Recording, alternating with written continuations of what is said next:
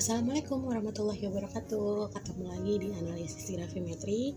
Kali ini saya Abdeliani akan melanjutkan pembahasan pada semester 1, yaitu tentang penentuan kadar air dengan metode analisis gravimetri pemanasan atau penguapan. Kadar air atau water content adalah salah satu parameter uji atau analisa proksimat. Kadar air didefinisikan sebagai jumlah air yang terkandung dalam suatu bahan seperti produk hasil pertanian, makanan, batu, termasuk susu juga bisa diuji kadar airnya. Untuk kandungan air dalam tanah disebut sebagai moisture content.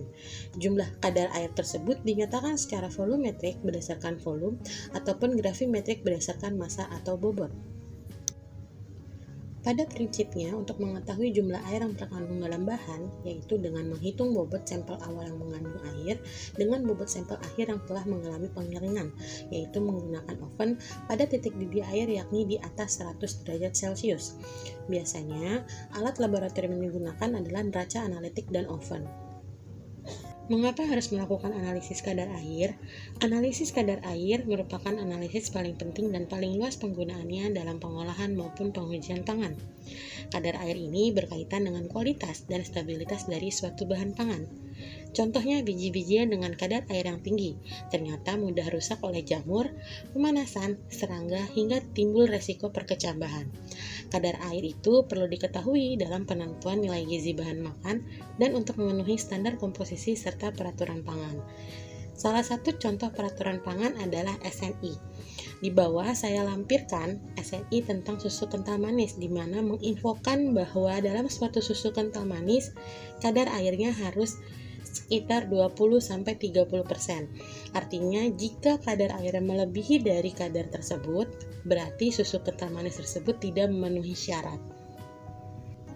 Tujuan dilakukannya analisis kadar air dalam suatu bahan adalah untuk mengetahui air dalam bahan pangan tersebut, sehingga mutu bahan pangannya juga kita tahu dan bisa memprediksi lama atau cepatnya bahan tersebut rusak atau keawetannya.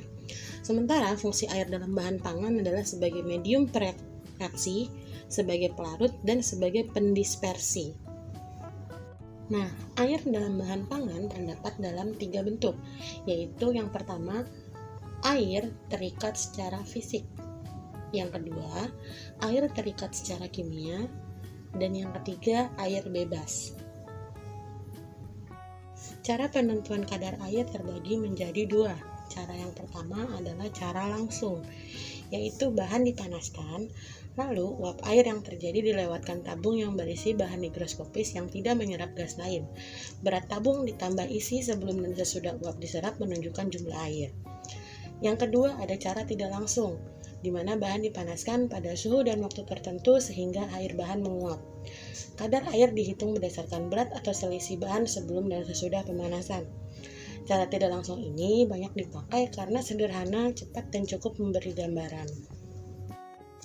Kelemahan cara tidak langsung yaitu adanya komponen lain dalam bahan yang mudah menguap atau terurai, sehingga selisih berat menjadi lebih besar dari berat sesungguhnya air yang hilang. Lalu, bahan yang sudah dipanaskan dapat bereaksi dengan udara atau O2, sehingga selisih berat menjadi lebih kecil.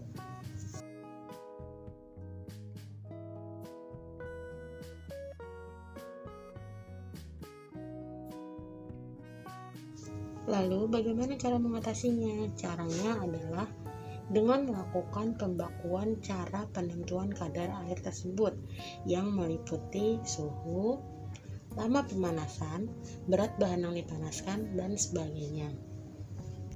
Sekian penjelasan dari saya, semoga bermanfaat. Terima kasih telah menyimak video ini, dan jangan lupa untuk subscribe, like, dan komen ya. Assalamualaikum warahmatullahi wabarakatuh.